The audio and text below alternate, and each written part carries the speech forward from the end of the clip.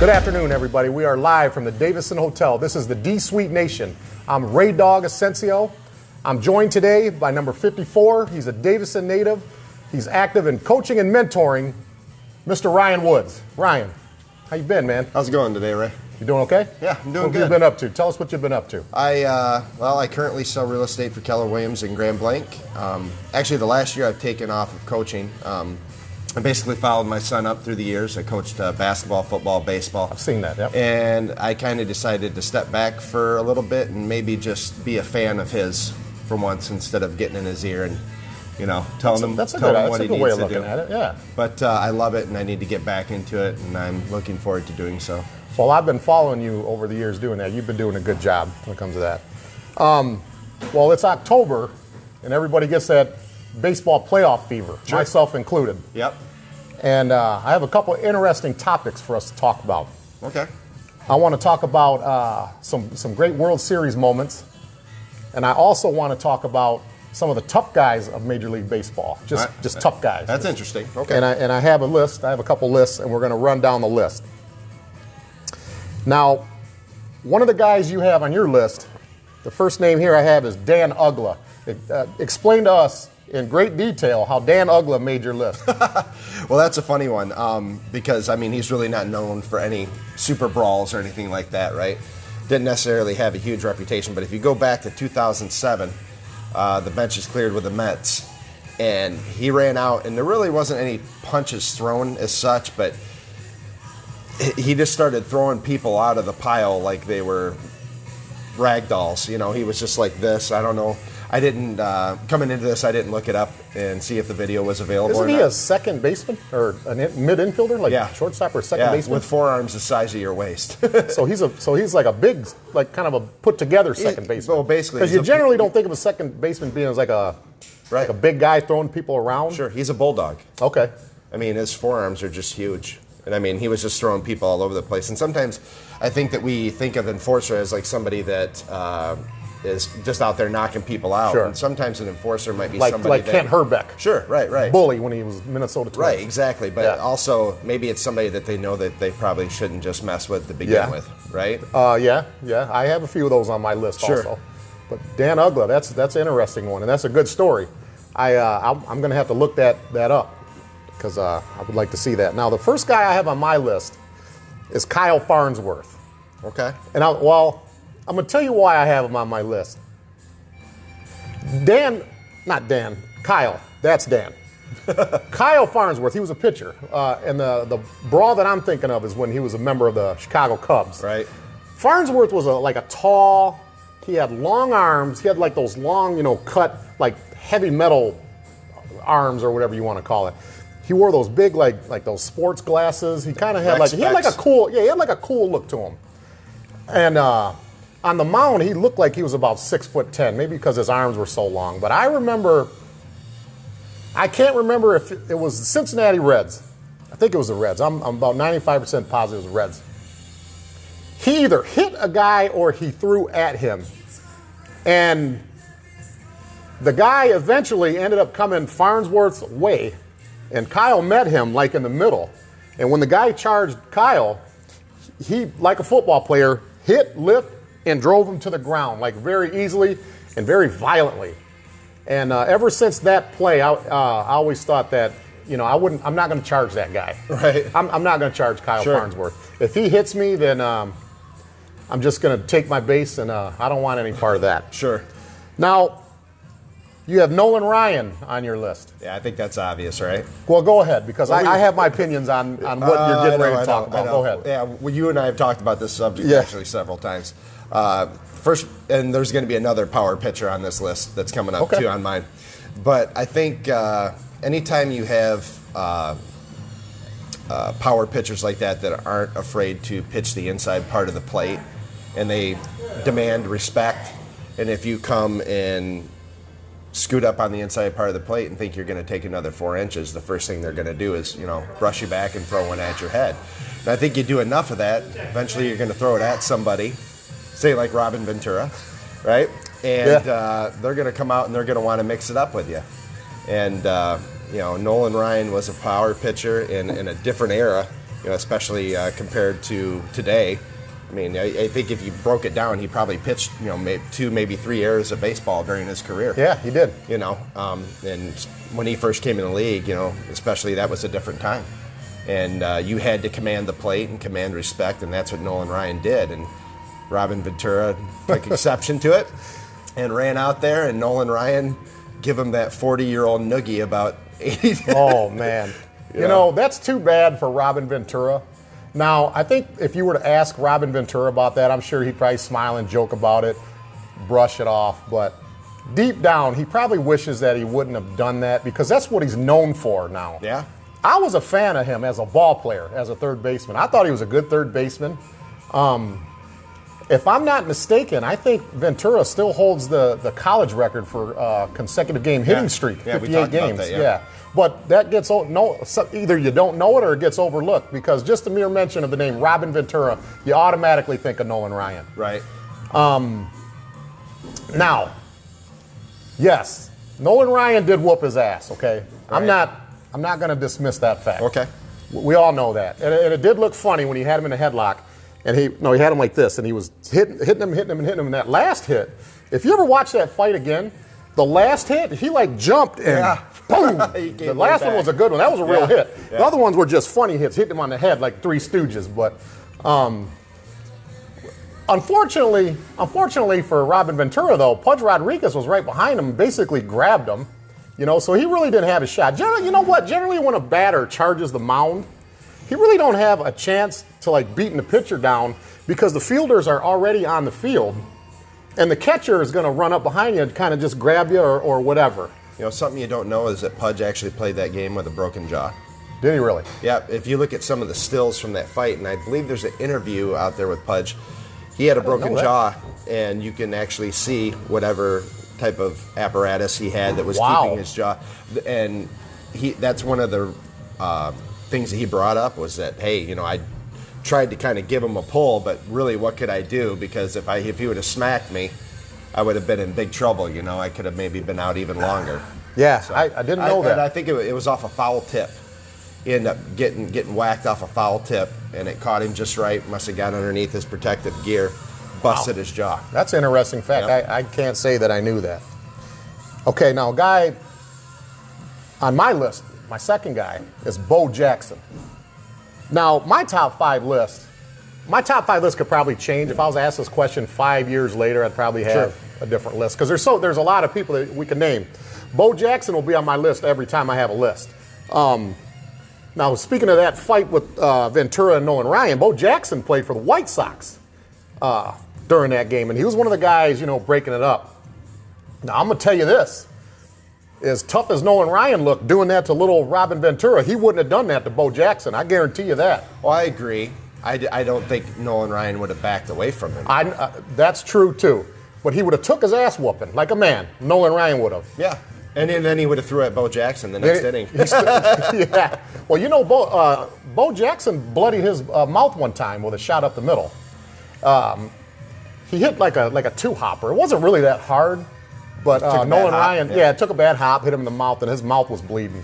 But Bo Jackson, that's the last guy that I would ever throw at. Right. I would charge Kyle Farnsworth before I would throw at Bo Jackson, thinking that he's going to come at me.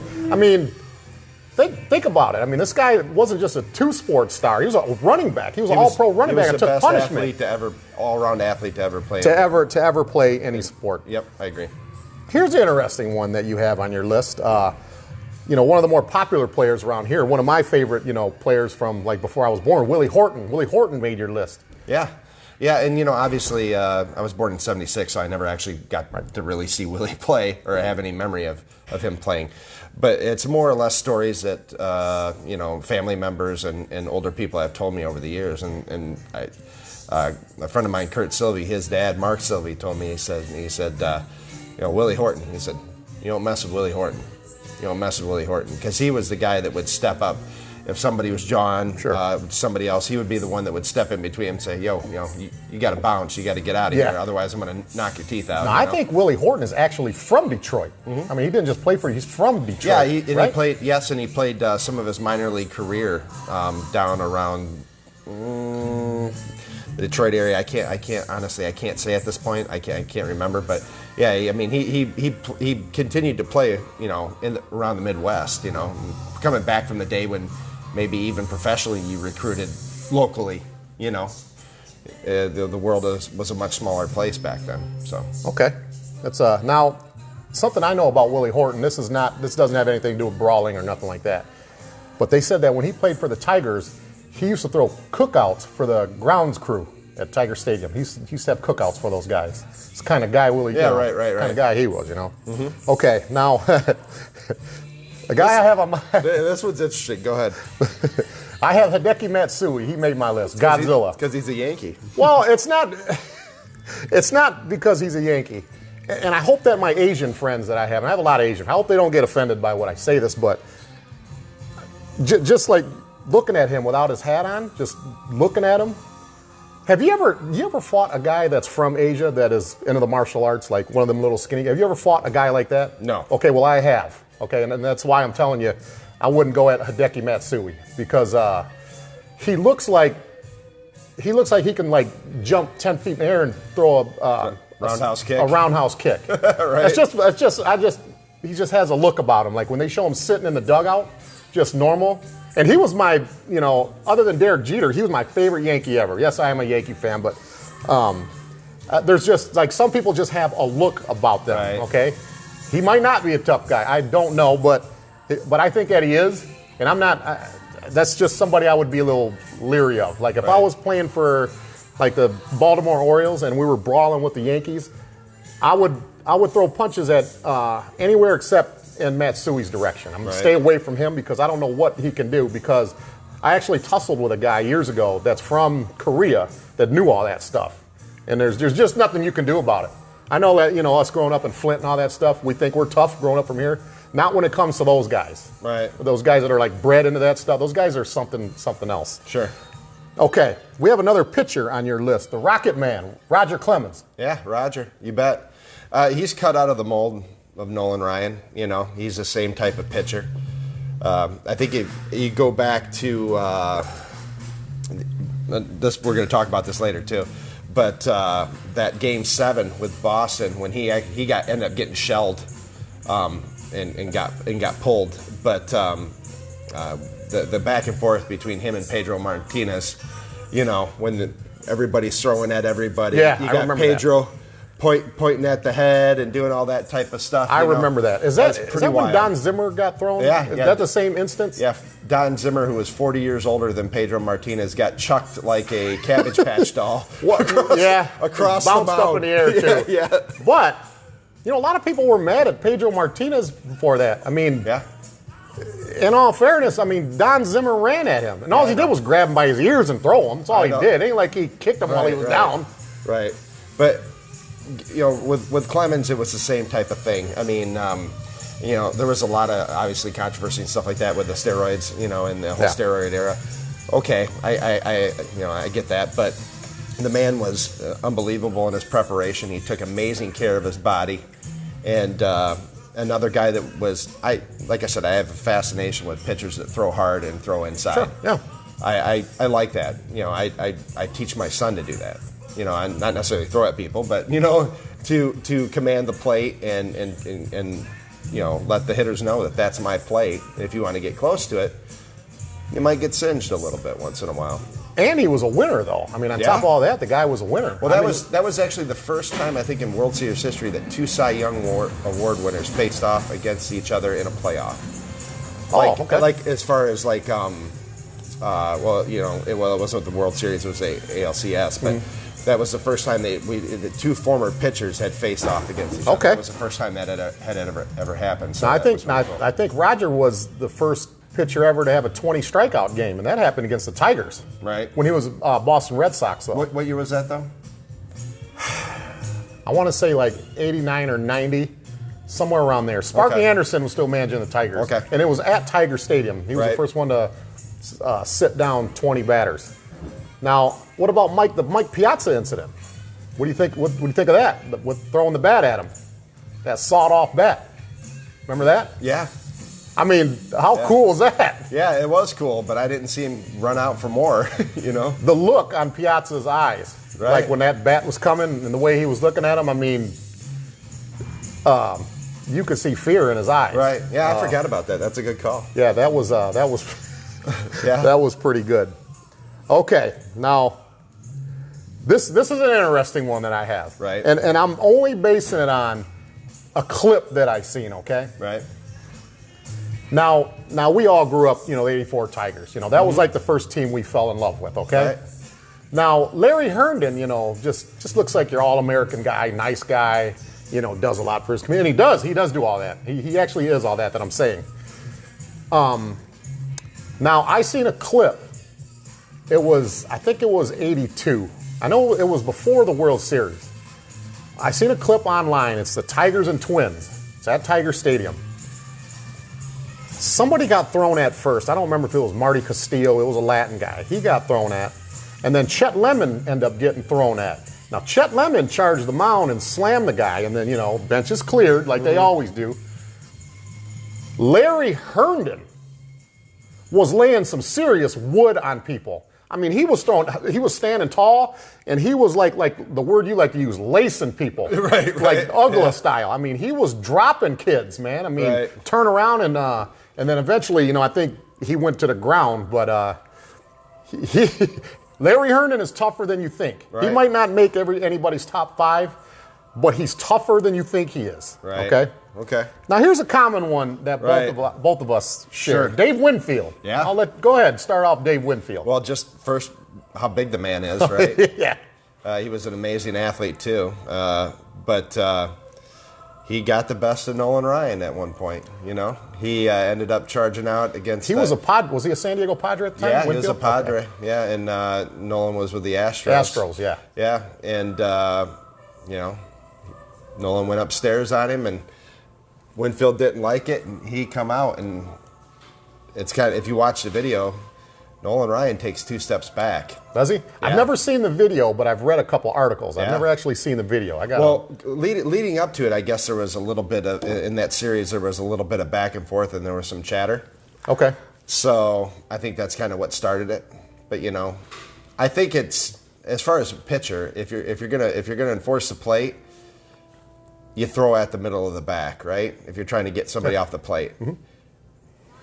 If you're pissed off, trying to fuck with somebody, you go up top, right? Yeah. And that's what Nolan Ryan did. He went up top, went at his head. Oh. And that's what Winfield had to dive. He had to bail out, and he didn't care for it too much, so he got up and charged the mound.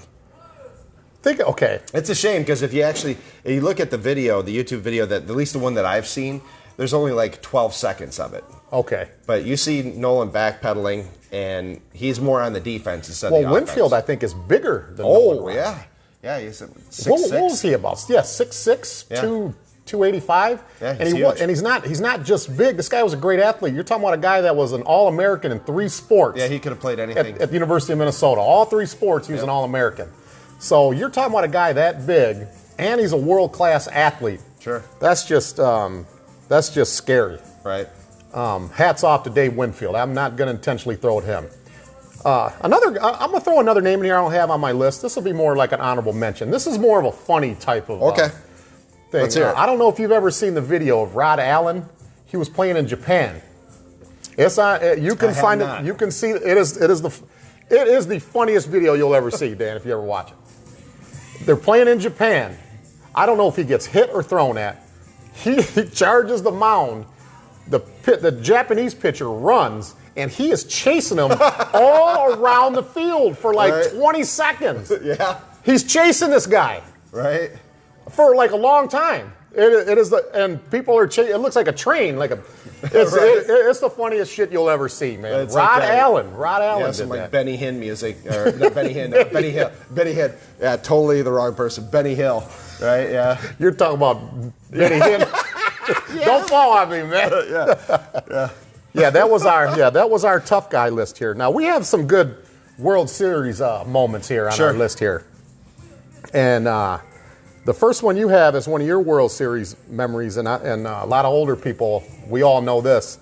And God rest his soul, he just passed away recently. Bill Buckner. Go ahead and talk about Bill Buckner. Well, I mean, anybody that's familiar with what happened knows it. Who were we talking about earlier? It was Robin Ventura. Bill Buckner had a long, productive career. Real good career. Davey Lopes was his mentor. Right? Yeah, and he is remembered for taking one through the 5-hole. Yeah, I know. Right? Yeah. I mean, to the point to where that whole city, for years, hated the guy. I mean, it wasn't until, the Red Sox won a ring that they kind of put that to rest, So much happened in that game because... Can I say something? Yeah. I think it would be almost as if the 84 Tigers were in that same situation and Tommy Brookins would have took one through the wicket, right? If something like that would have happened to Brookins and then we ended up losing that series to the Padres, yeah, what would we think of Tommy Brookins now, right? See, I think of Tommy Brookins as the do-it-all guy. So Buckner played every position. Wrong place at the wrong time just for that moment. Yeah. That's too bad that he has to be remembered.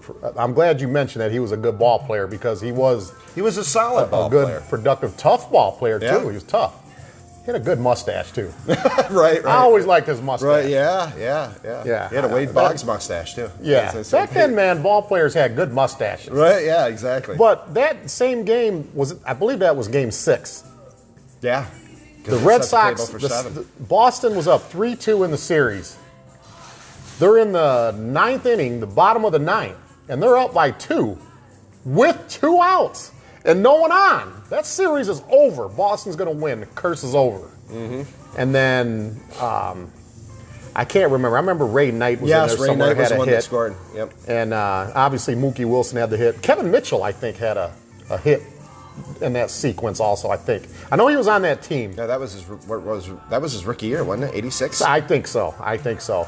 And, man, they just kept, they kept the rally going. And then, that happened to poor Bill Buckner, man. Life changed. Yeah. That's over now for him. He doesn't have to endure that no more. That is the cloud that hung on him the rest of his life. Yes. Yep. Now, first on my list for World Series moments was the 89 Earthquake series with Oakland and San Francisco. Mm-hmm. And this happened at, back then was called Candlestick Park. The earthquake happened. That Oakland team, that's one of the most loaded, best players from the pitching staff, the Tony La Russa guiding them guys. That's one of my favorite teams ever in all of sports. I love the Bash Brothers, I could name names all day long. I won't do that, but and it's unfortunate to some of the lives that were lost, like the Bay Bridge and all that stuff. And one thing that I heard one time though during that earthquake, somebody said they were at a gas station and Jose Canseco was there with ball uniform on, pumping gas. It was just that was unfortunate that had to happen. And I remember when they swept the Giants, and they didn't celebrate with like champagne and all that. They just bottled waters and all that stuff. But lives were lost during that earthquake, and that's a big deal. That was 30 years ago. Matter of fact, the anniversary was the 17th. That was 30 years ago. Yeah, there was actually what's today? The 19th? Yeah, there was actually damage to the 19th, 20th. Yeah, it's the 19th. Yeah. So there was actually damage to the stadium. I mean, the thought, back because I know the stadium's older, so it was a lot of concrete and stuff like that. So. Yeah, so unfortunate and too bad to those who lost their lives. Okay, number 2. Number 2 on your list. Yeah, you can. And I quote. This is a quote. Verbatim. Yeah, go ahead. This quote. You want me to say it like they say it? No. Yeah, go ahead and say it. Okay. Aaron fucking Boone. Yeah, Aaron Boone. Okay, go ahead. You got Aaron fucking Boone on here. All right. Okay, Aaron Boone. Came over later in the season. Was part of I think a 3-man deal. Didn't even play that game. Right. I mean, he didn't even start. In fact, they got third base. They started Enrique Wilson. Okay. I remember Enrique Wilson. So it was Enrique Wilson that actually started because he had a I think he was batting like career lifetime against Pedro was batting 500. He was like 10 for 20 against Pedro. So shelling him. Yeah, so they opted to go with Enrique. And, kind of the rest is history. They ended up, who was it? Ruben Sierra, I think, pinch hit for Enrique Wilson, and they decided to walk him. I think Ruben Sierra had a Jerry curl back then. He did. Yeah. He did. So he ends up getting walked, and in that type of situation, when you're going into extra innings, right, everything is percentage baseball. So now you have a runner at first that can hit the crap out of the ball, but he's not at the plate and has no wheels. So who do you put in? Aaron fucking Boone. Well, you got to explain the fucking part. Well, there's a reason we keep saying that. Right. Well, I actually, years ago, I watched a thing on ESPN. It was like a 30 for 30 or something like that. And they were interviewing several Red Sox fans. Mm-hmm. And, you got to remember, the curse had not been broken up to this point. Right. So, it seemed like every landmine, every pothole that was out there that every Red Sox fan would, the team would just fall into. And, that was their game. That was it. They had it. They had it in the bag, And then everything that led up to Boone's appearance at the plate, and and then jacking one out of there. I mean, it's just it's crazy. It's insane. Do you remember who he hit it off of? I would need a minute. I can't recall. Knuckleballer Tim Wakefield. Tim Wakefield. Yes. I think Dan and I were talking about that the other day. I think, or was it me and you? I one of you guys. It was you and I. Yep. Was it you and I? Yep. Yeah, we were talking about that. Yep. Because I was thinking of another home run that Aaron Boone hit in the World Series, but that was off of that Diamondbacks pitcher from the Korean guy. I can't remember his name. But yeah, Aaron fucking Boone. That's a good story. Okay. I have Jose Rijo from 1990, the Reds. When he sat down, he was a pitcher. Mm-hmm. It was Game 4. They were getting ready to sweep Oakland, which was the weirdest thing ever. I'll get to that in a minute. He struck out, I believe it was 21 straight in Game 4. This was at Oakland Alameda Stadium. They end up taking him out of the game like in the 8th or 9th. And the Oakland fans, classy, they gave him a standing ovation. He tipped his hat to the crowd. Right.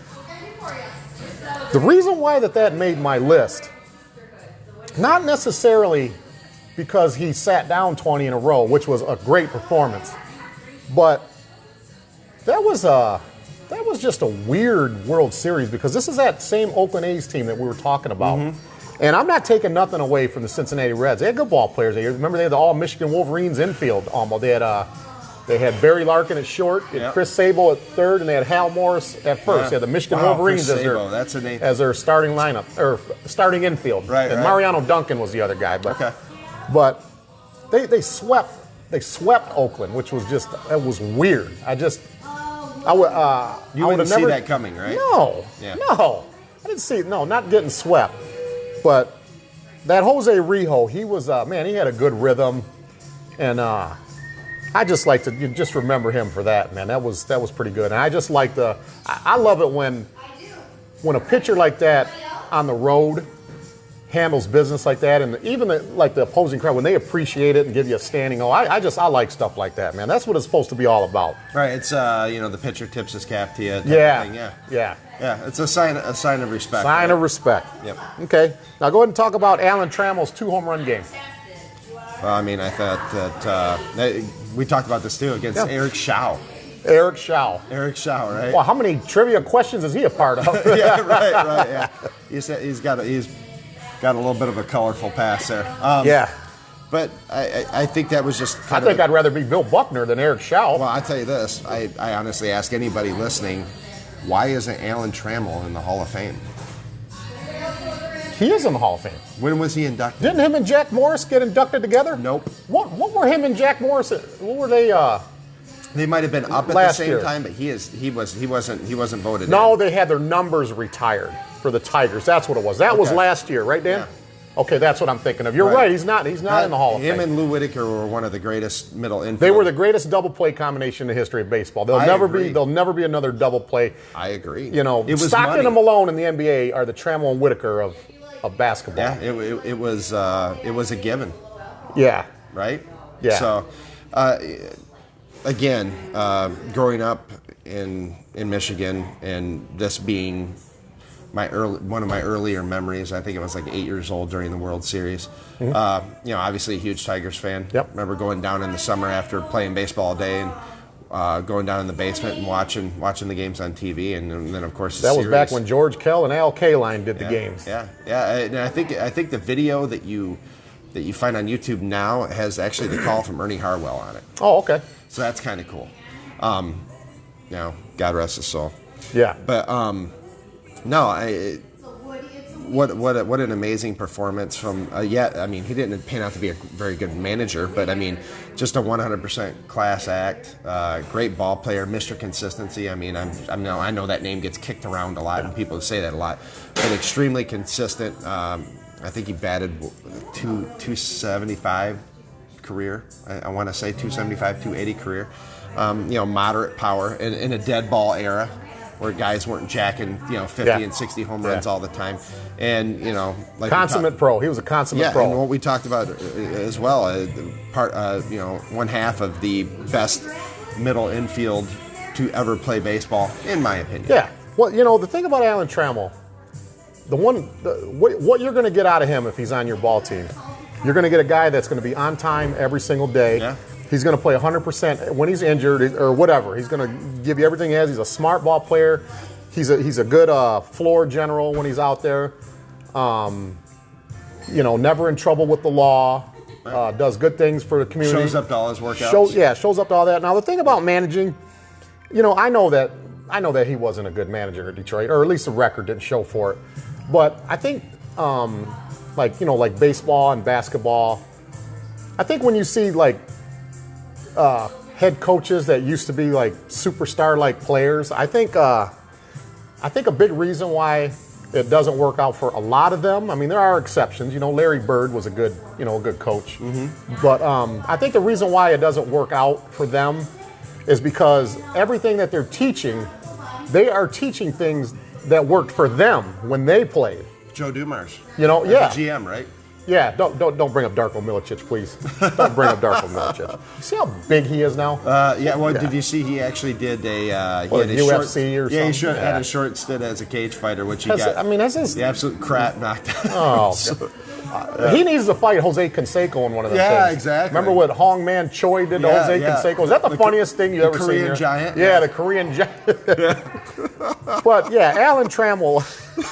I forgot about that. All right. That was good. Well, I didn't mean to get off subject here. That was just, it happens, man. Okay. Good memories on Alan Trammell. We love Alan Trammell. And I apologize for thinking he was in the Hall of Fame. Him and Jack Morris got their numbers retired last year by the Tigers. That's why they were together a lot.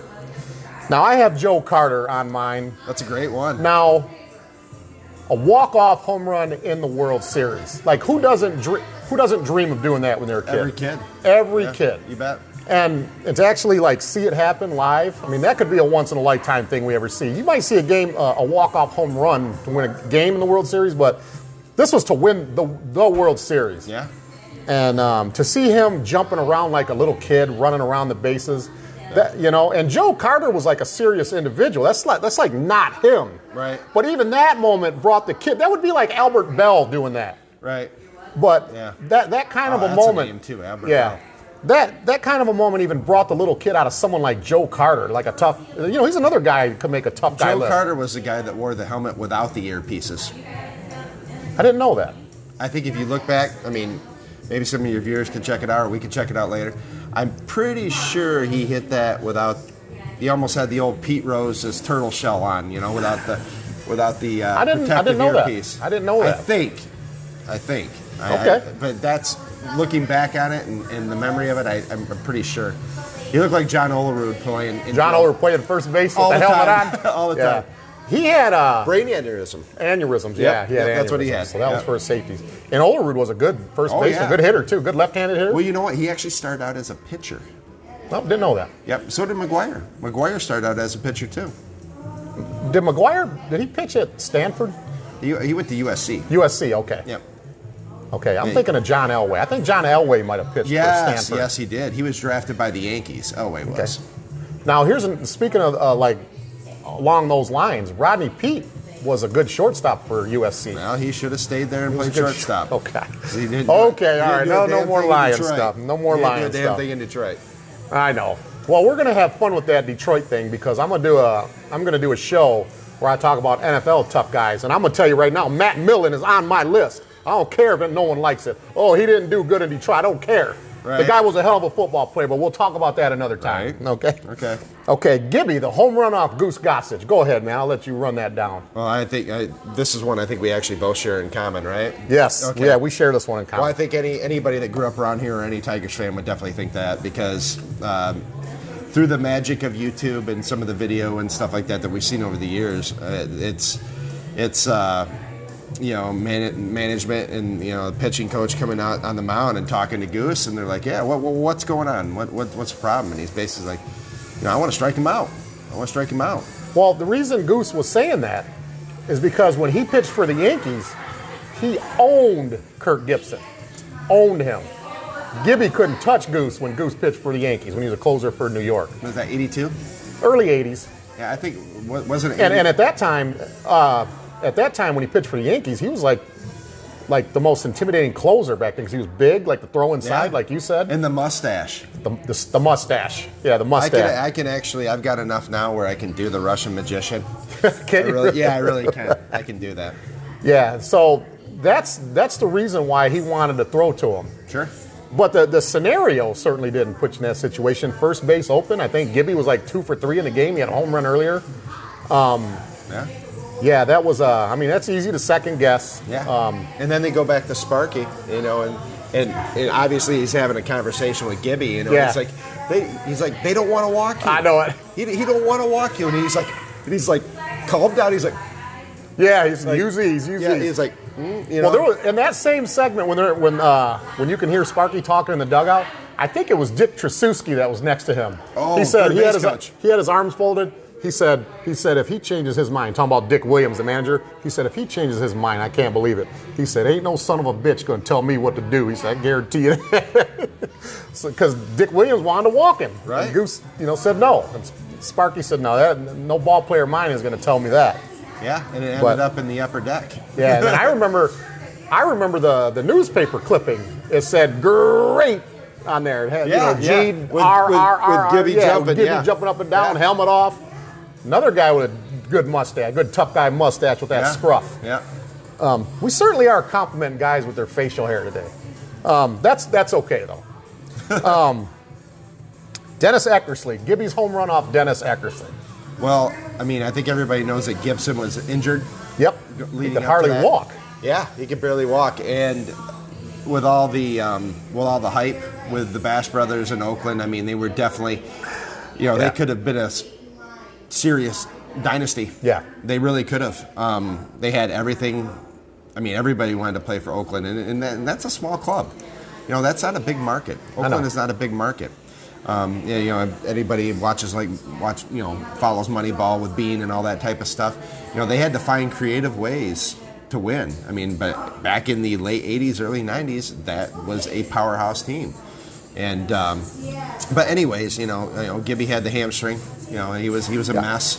And the story goes that Lasorda kept walking down into their dirt room batting area, and Gibson's down there trying to get loose. And I guess Lasorda would walk down there and go, how are we feeling? How's it going? And Gibson's going like this, right? A little while later, Lasorda goes back down there again, does the same thing. He's like, are we good? And he's like, third time Lasorda goes down there, he says, hey, what can you do? And he says, I think I can hit for you a little bit, Skip, right? So then he goes out and hits a bad pitch. It really was not a good pitch. It was like low and outside. Yeah. He just kind of threw his hands at it. It was all wrist. Yeah, the bat didn't hit the ball. The ball hit the bat. Pretty much, right? Yeah. And then, of course, him hobbling around the bases and the fist pump. Yeah. But Gibson was a fiery player. In our audio podcast that we did, we talked about him. And, Gibson was a guy that played the game like it should be played. I mean, Yeah. he played with intensity. I honestly think he would have done that on a night in July. It didn't have to be in the World Series, right? I think he would have been that way in July. And I think that's the difference between ball players then and now, right? Yeah. Well, Gibby, see, another thing about that was look who he hit it off of, though. Yeah. I mean, he hit it off the best closer, Eckersley. At the time, yeah. Dennis Eckersley Yeah. was the best closer in baseball. He had like a 98%. Yeah. He was like the Mariano Rivera before Rivera was Rivera, you know. So And throw that up in there. Yeah, leading up to that, clearly Gibson did not look good swinging the bat. I mean, what were the odds? What Yeah. were the odds when he stepped up to the plate that he's going to hit a walk-off home run, hobbling, and he's going to hit it off Eckersley? I wonder what the odds were that was going to happen. Yeah, if people were to sit down and actually try Yeah. to calculate that. Yeah. I think Very small. Right? I think if I remember that at bat, there was one he hit a little foul tip, Yeah. and he like was That's hopping what I on said. one He foot. looked He horrible. almost fell down. Yeah, he looked horrible. Yeah. That was a good moment for him. Sure. Now I'm a Yankees fan, but I'm the man who tells it like it is. I have to be objective here. The blown save that Rivera had in Game 7 in Arizona against the Diamondbacks. We're talking about, in his prime, the best closer in the history of baseball. Sure. Every baseball analyst, every fan, that's like the only thing that everybody agrees on who's best closer is, and it's Rivera. Now, the table was set, okay? It's Game 7. Let me see. The score was 1-1. Schilling had pitched that game. Kurt Schilling had pitched for the Diamondbacks. Alfonso Soriano hit a solo home run and put the Yankees up 2-1. I can't remember if it was. Is that the bloody sock? Is that Schilling's game with the bloody sock? No, Was it? I think Schilling was Red Sox when he had the bloody sock. That happened against New York. Was it? Dan says it was with the Sox? Yeah, Okay, that was all with right. the Sox. Okay, all right. Because that was at the old Yankee Stadium. 2-1. Yankees are up 2-1, and we're going into the ninth inning. They show Schilling in the dugout. You know, he's just sitting there with his hat off, and then he's looking at the screen, and he sees Rivera coming out for the bottom of the ninth to close it. Well, to close it, so to speak. And when he's seen Rivera coming out, he just put his head down, just as if to say, Yeah, I blew it. This is over. We're screwed. We're right. screwed. Yeah. And then they went on that rally, and what was it? Luis Gonzalez or whatever Yeah. hit that little Gonzo? bloop. Yeah, Yeah. Gonzo. Hit it over the second baseman's head. And I think it was Soriano. Hit it over his head, and you see him jumping up and down with that grin pasted on his face. And You could really hear the disdain from the Yankees. well, Rivera was he was so dominant. Thank God that we just don't remember him for that, you know. Oh, sure. That was when we found out he was a human being. Well, I think if you're in that type of position, at any point where you're brought into a game repeatedly to save the game, right? I mean, that's why they call it a save, right? Yeah. You're consistently put in that position. Eventually, the dice are not going to roll your way. So, you know, and even in big games. But like you said, what are the percentages there, right? I mean, you put the best. You know, I think he's the only man ever to be inducted in the Hall of Fame as a closer, right? Yeah. As a closer. Yeah. I mean, up till then, it was never really. Right. Like Willie Hernandez isn't in the Hall of No. Fame. Yeah. Is he still the only closer? Like primarily closer in the I Hall believe of so. Fame? I believe so. Wow. That's If anybody knows anything else, I mean, leave it in the comments or something, you know. But I think Sure. I think that's accurate. So okay. Now, something I want to touch upon, Ryan. I want you to talk about some of the stuff that you've done around here in the area as far as like coaching, what coaching and mentoring means to you, what it means to these kids out here.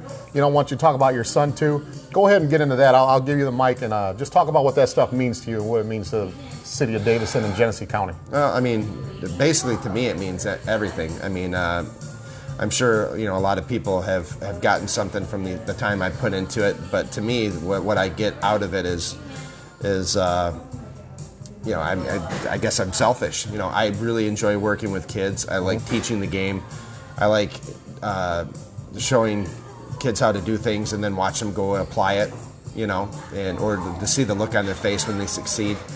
I always tell all my players this. I always tell them, I say, look, you know, I said, I've got you for so long each day. I said, I'm not going to teach you about science, or I'm not going to teach you how to count. I said, you go to school for that. I said, but everything else that you need to be successful in life, you can learn right here on this field or on this court. You know, to be a good team player, to be competitive, to self-sacrifice, you know, those are all things that you learn, you know, through sports and athletics, you know.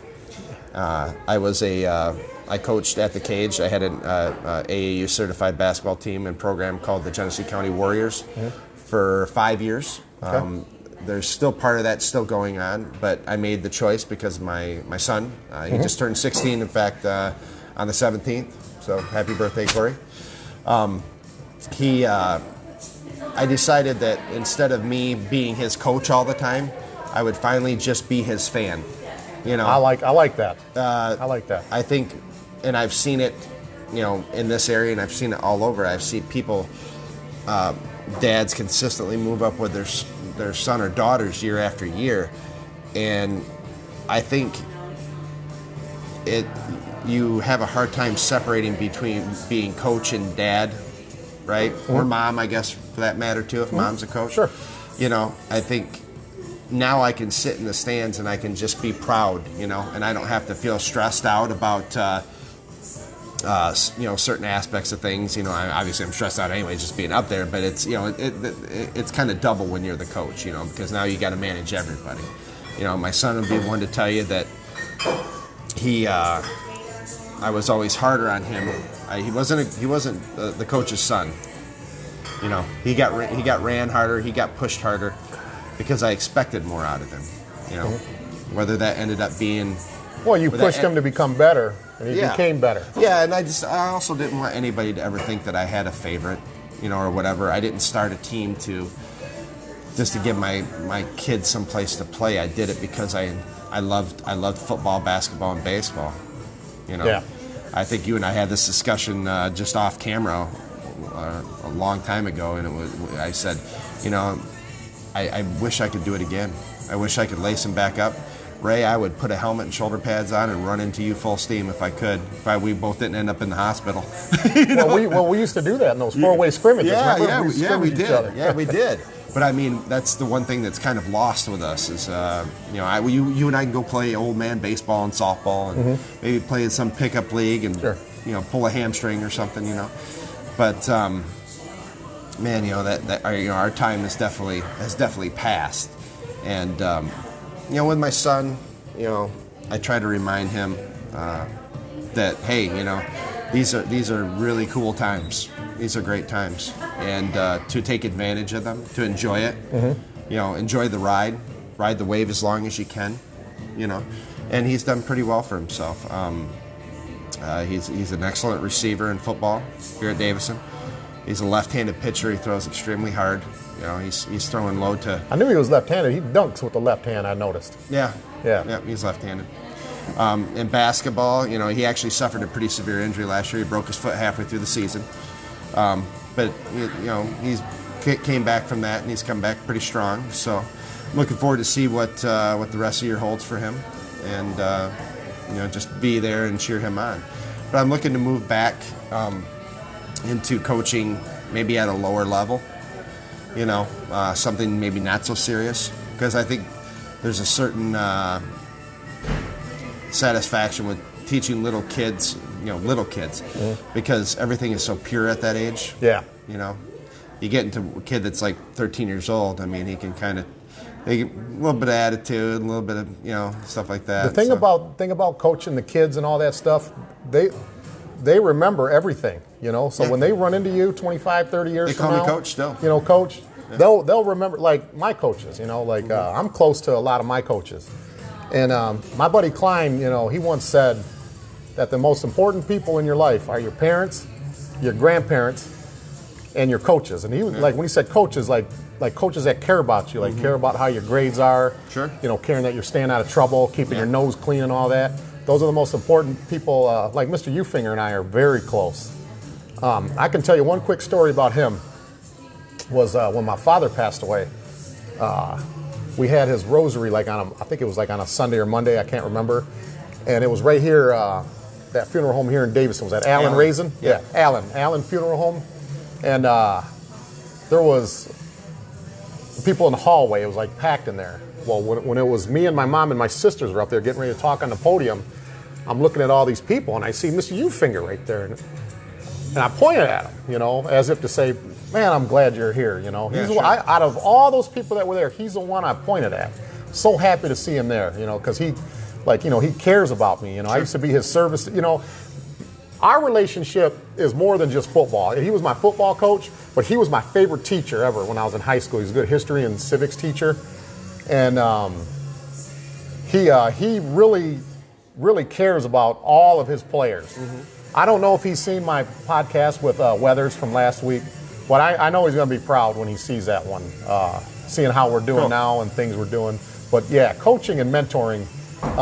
When I was in Arizona, I worked at Ironwood High School in Glendale, and I would talk to some of the basketball players, because I wasn't at the playoffs last year, but they had lost, like in the quarterfinals or whatever, like a game before the semis by a point. And I gave each and every one of them tennis balls, and they're like, "What are these tennis balls for? We're not tennis players."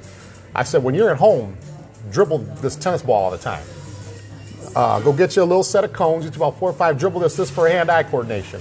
And I said, "I want you to utilize your left hand until it's better than your right hand, or if you're right-handed, whatever."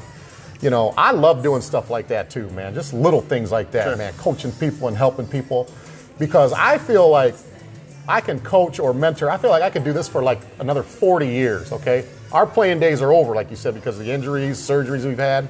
You've had some heart issues, Yep. But I like what I'm doing now. Even though I would do all that playing all over again. Oh, yeah. I love watching kids play hard and, keeping them out of trouble and caring about them, and wanting them to not make the mistakes that we made. Not that we made a lot of mistakes when we were younger, but there was stuff we've done that we weren't proud of. You want to pull from your experience, and try to give good advice. Like that incident you and I had. I think it was like 93 or 94. Yeah, that's right. That's another topic, but. I don't want them. We'll save that for the next. We'll podcast. save that for. We'll make that a non-sport. I don't think Dan even knows about that. Probably not. Well, we'll talk about that later. But remember, we were able to hash that out, though. We talked about it. What was it? 10 years later, something like that. Yeah. Maybe longer than that. We talked about it. We moved on, man, and we've been close ever since. Sure. Now, I do want to say this about Mr. Rayn Woods here. This guy used to take me to Ponderosa all the time on Court Street and give me a chopped steak all the time. I'm a very simple man. I'm, chopped steak and fries with those good chicken wings. Iceberg lettuce with chicken wings. Yes. We used to go to the Ponderosa all the time. And he actually got me to try sushi one time. One time. It was the worst experience ever. What was that stuff that they put on that sushi? Wasabi. Oh, my God. To all you guys that know what that is, that taste didn't leave my mouth or my head or anything for at least 4 or 5 days. That was the most disgusting thing ever. I did try it. He meant well. His intentions were good. He was a good sport. He did pay for my lunch. But, next time I go to that Japanese restaurant, I'm just going to get me some fried chicken or something. I don't know. But I appreciate everybody that listened today. I would hope that you would subscribe to our YouTube account at D Sweet Nation. Hit the like button. We can also be found on Facebook at the D Sweet Nation. And if you would like to listen to us live every Saturday at 3 o'clock, you can listen to us on Spotify, Apple Podcast, Google Podcast, and Breaker.